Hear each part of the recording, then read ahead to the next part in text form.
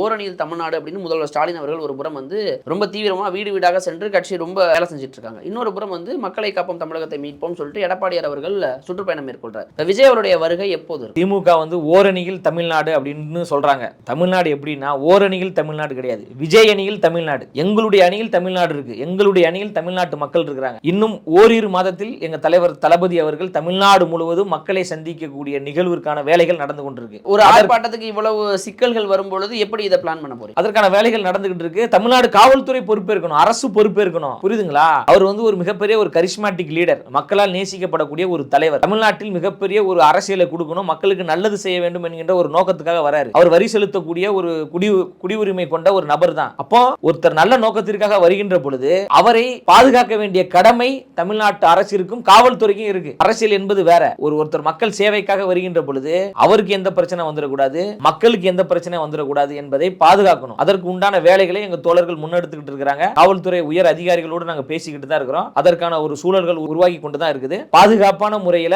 மக்களுக்கான ஒரு பயணத்தை எங்க தலைவர் அவர்கள் உறுதியாக செய்ய தான் போறாரு. அதற்கு முன்னாடி மிகப்பெரிய ஒரு 2வது மாநில மாநாடும் நடக்க போகுது.